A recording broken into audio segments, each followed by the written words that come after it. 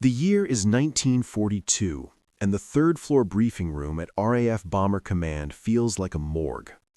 Air Marshal Arthur "Bomber" Harris stares at a reconnaissance photograph of the French coast, but he isn't looking at a city, he's looking at a monster. Stretching from the fjords of Norway to the sun-scorched dunes of Spain, Hitler's Atlantic Wall has become a geometrical nightmare of reinforced concrete. The crown jewels of this defensive crust are the U-boat pens at Saint-Nazaire and Lorient, colossal monoliths protected by roofs 20 feet thick, woven with enough rebar to withstand a direct meteor strike. Every night, Harris sends his best crews into the flak alleys of occupied Europe, dumping thousands of tons of high explosives, including the massive 4,000-pound blockbusters. The result? Pure tactical humiliation. Aerial photos taken the morning after a 100-ton raid showed German sailors simply sweeping dust and debris off the pristine concrete roofs while their submarines slide into the Atlantic completely untouched. To the British military establishment, these structures have become invulnerable. The physics of traditional bombing has hit a literal wall.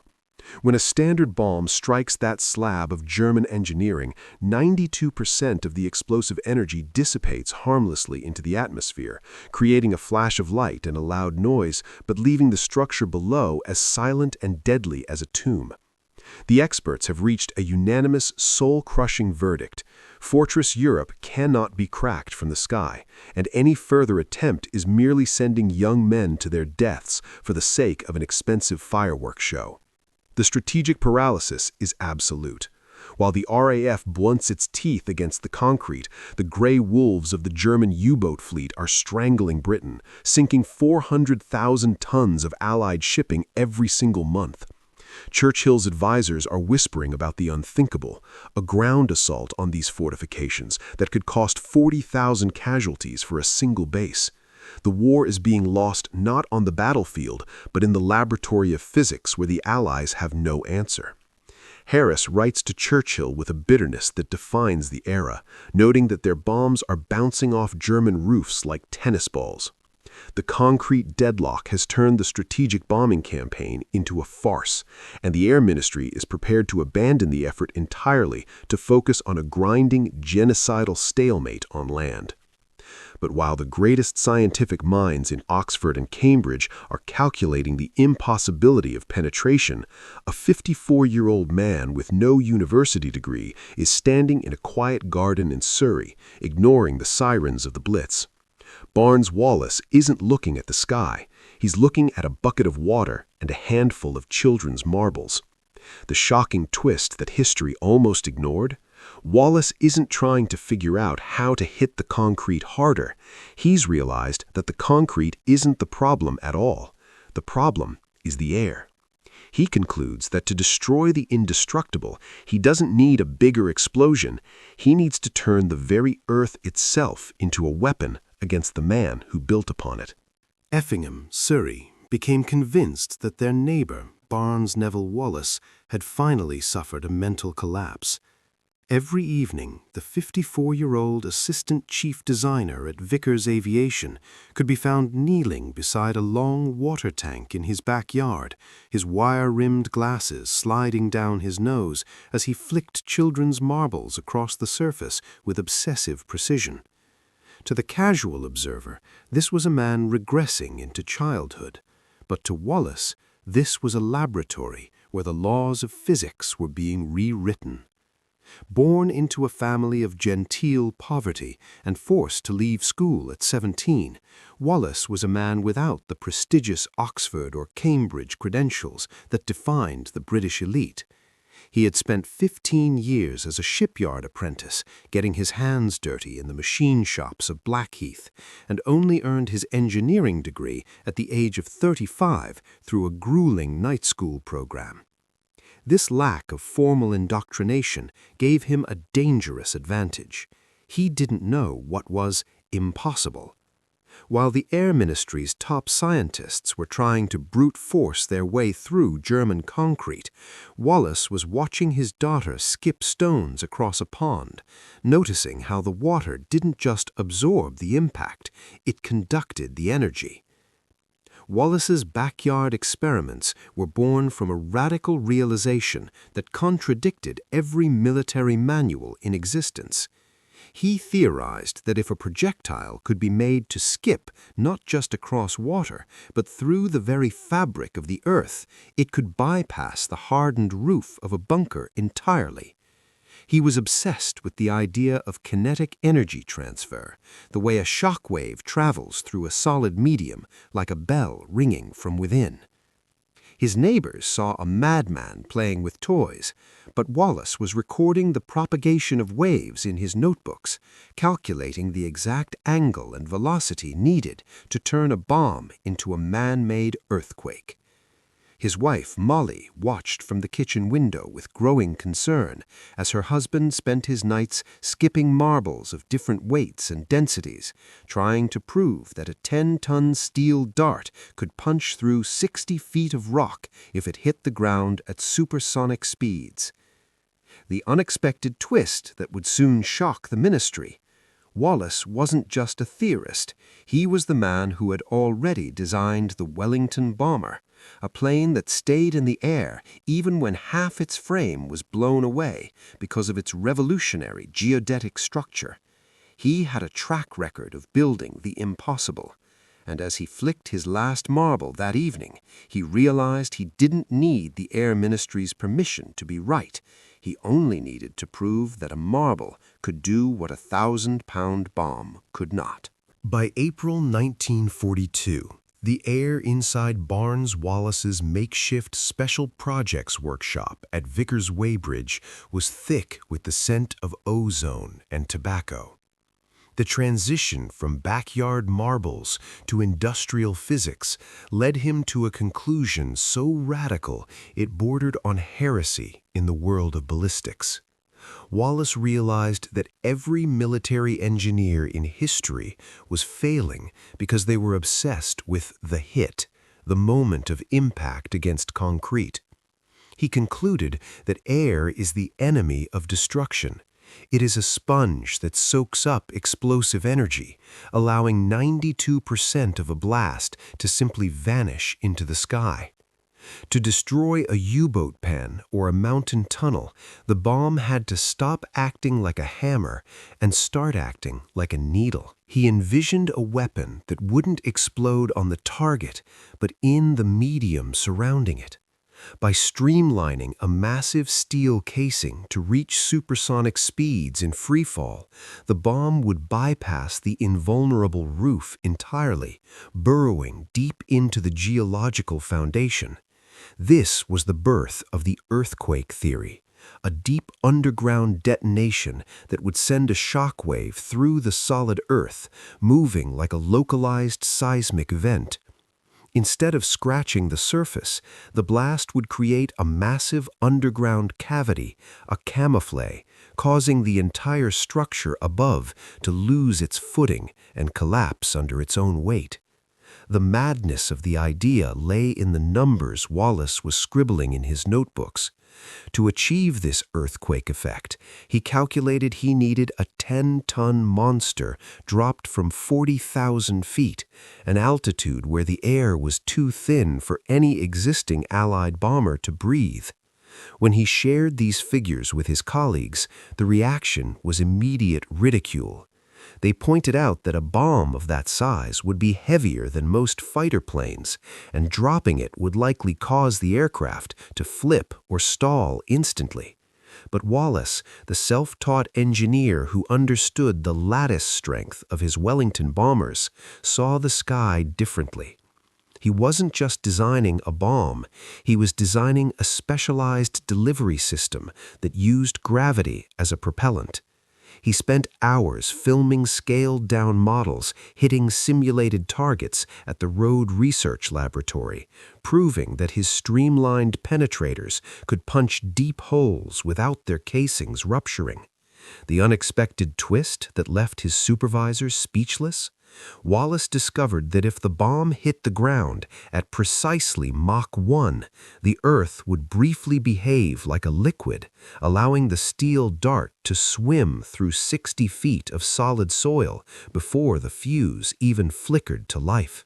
He had found the back door to Hitler's fortress, but to open it, he would have to convince the Air Ministry that his toys were more lethal than their entire arsenal.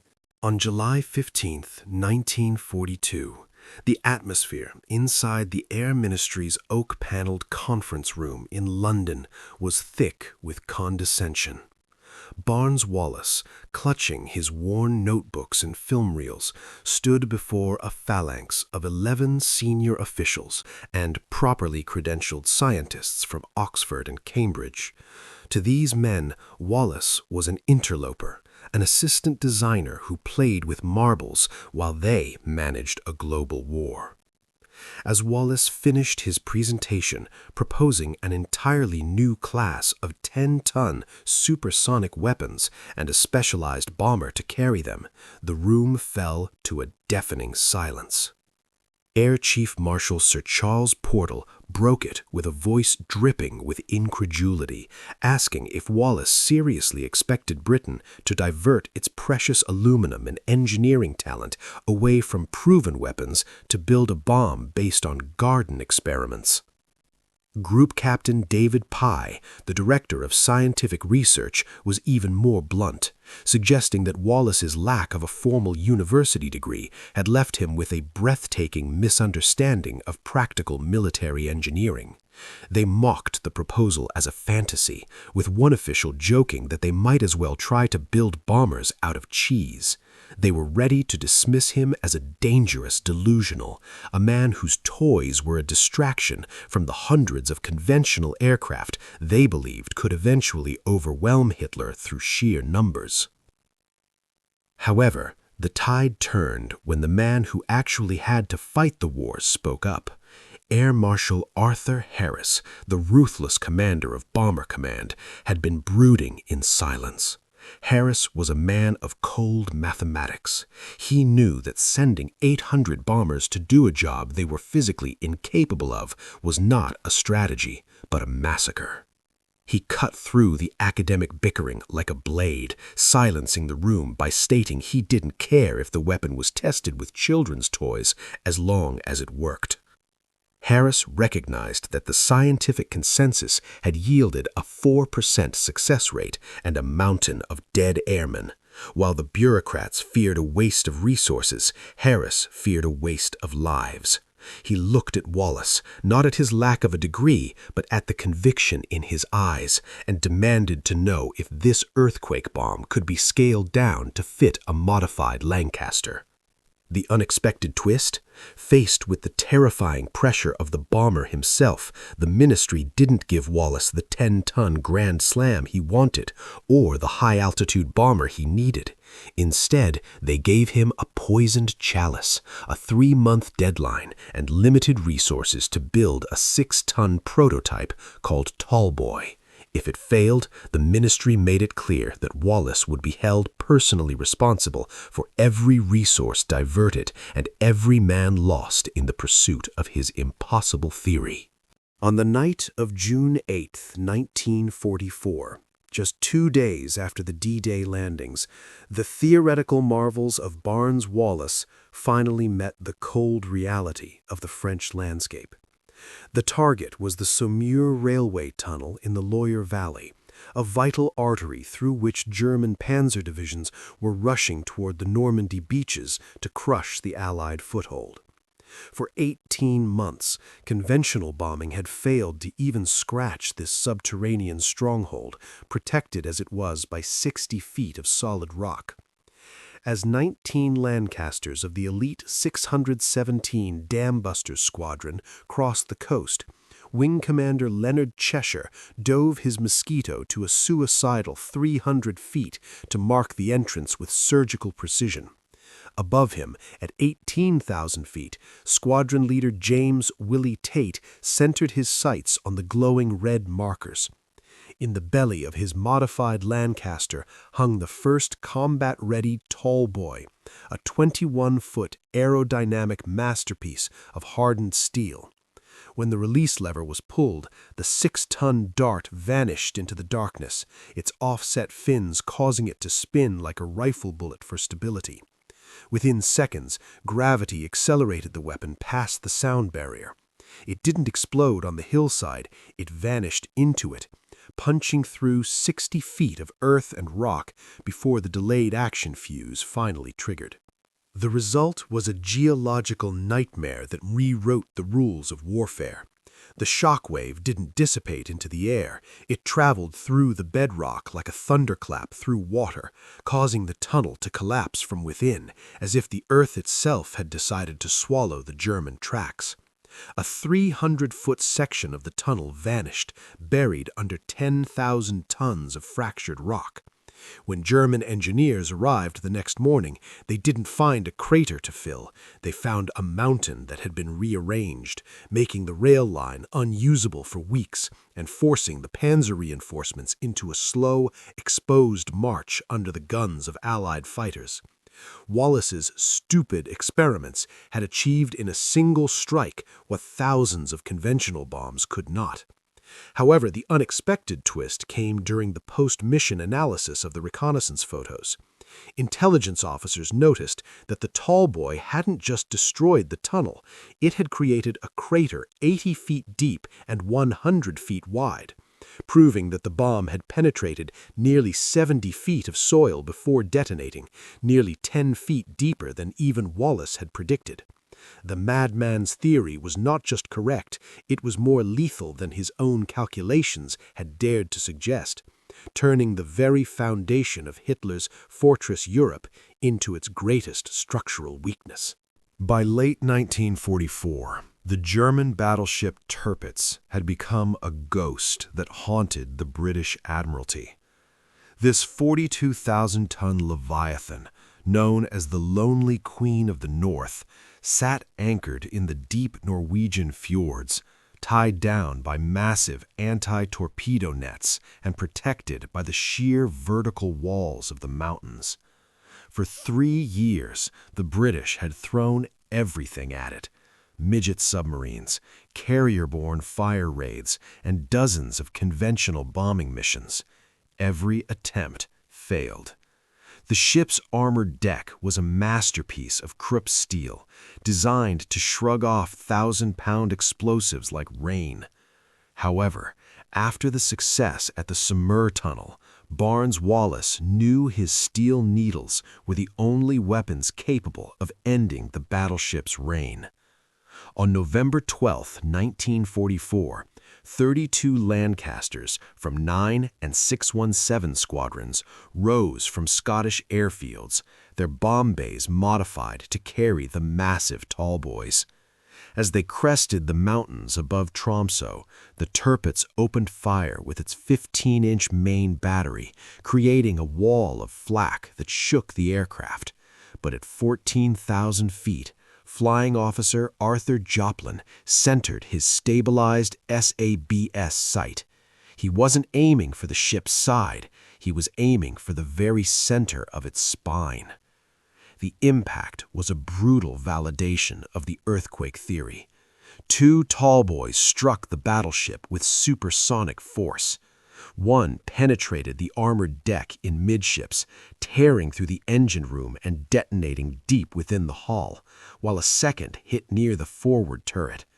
The sheer kinetic energy of the 12,000-pound projectiles, combined with the delayed action Torpex explosion, did what 3 years of conventional warfare could not. It physically broke the ship's back. Within minutes, the Tirpitz began a slow, majestic roll to port. The unexpected twist, it wasn't just the direct hits that killed the battleship, it was the near misses that Wallis had predicted. One tallboy struck the seabed immediately adjacent to the hull, creating an enormous underwater cavity that vanished in a fraction of a second, causing the ship to lose its buoyancy and capsize. 950 German sailors were lost as the pride of the Kriegsmarine turned turtle in the shallow waters of the fjord. With the Tirpitz gone, the Arctic convoys were finally safe, and Hitler's surface fleet effectively ceased to exist. Barnes Wallis had proved that against his seismic weapons, even the thickest armor in the world was nothing more than a brittle shell. By early 1945, the tall boy had already shattered the myth of German invulnerability, but Barnes Wallis was not finished. He returned to his original, most ambitious vision, a weapon so massive it would make the tall boy look like a practice round. This was the Grand Slam, a 10-ton, 22,000-pound steel behemoth that pushed the boundaries of aeronautical engineering to the breaking point. It was 26 feet of aerodynamic perfection, cast from a single piece of high-tensile steel that required an entire week to cool after being forged. The challenge wasn't just building it, it was carrying it. The Lancaster bomber, already modified for the tall boy, had to be stripped of its defensive turrets and armored plating just to get the Grand Slam off the ground. On March 14, 1945, squadron leader C.C. Calder banked his overloaded Lancaster toward the Bielefeld Viaduct in Germany. This massive concrete and stone artery had survived 3,000 tons of conventional bombs over months of raids, with the Germans repairing the surface craters faster than the RAF could create them. But Calder wasn't aiming for the tracks on top. He was aiming for the geological foundation beside the central pillars. As the Grand Slam dropped from 13,000 feet, it achieved a terminal velocity of Mach 1.2, screaming through the air like a meteor. It didn't strike the viaduct itself. It burrowed nearly 100 feet into the soft earth adjacent to the massive concrete supports. When the delayed fuse triggered, the result was a true man-made earthquake. The underground explosion created a massive void, and the shock waves fractured the surrounding bedrock, causing the entire viaduct to shudder and disintegrate as its foundation literally vanished. 7 spans of the indestructible bridge collapsed into the valley in a single strike. The unexpected twist? When British engineers inspected the site after the war, they discovered that the Grand Slam hadn't actually hit a single piece of the bridge's masonry. The stupid experiment with marbles had worked so perfectly that the earth itself had become the primary weapon, proving Colonel Joseph Wagner's later admission. Our entire defensive strategy became obsolete because you cannot defend against weapons that cause earthquakes. By the war's end, 41 Grand Slams were dropped, silencing V-weapon sites and bridges that had resisted years of traditional bombardment, effectively ending the Reich's ability to move its dying armies. On October 30th, 1979, the world lost a man who had fundamentally altered the physics of war. Yet Barnes Wallis died in the quiet town of Leatherhead without ever seeking the limelight of a national hero. His final years were marked by a profound, somber reflection on the cost of his genius. When the Royal Commission on Awards to Inventors granted him £10,000 for his wartime innovations, a fortune at the time, Wallis did something that stunned the establishment. He refused to keep a single penny. He donated the entire sum to Christ's Hospital School to establish a fund for the children of RAF personnel who had never returned from the missions involving his weapons. He privately told his daughter Mary that the money felt like blood payment, a weight he could not carry while grieving for every airman who had died testing the limits of his earthquake bombs. Despite the accolades and his eventual knighthood, Wallis remained the humble shipyard apprentice at heart, a man who preferred the company of his notebooks to the banquets of the elite. He had saved an estimated 50,000 Allied lives by rendering Hitler's fortifications obsolete, yet he never forgot that his success was built on the courage of young men flying overloaded Lancasters into the heart of the Reich.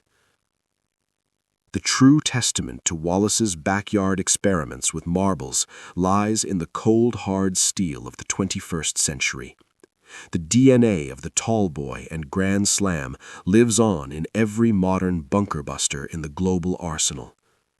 During the 1991 Gulf War, when the U.S. military needed to destroy Saddam Hussein's command bunkers buried deep beneath layers of concrete and earth, they didn't invent a new theory. They reached back to Wallis.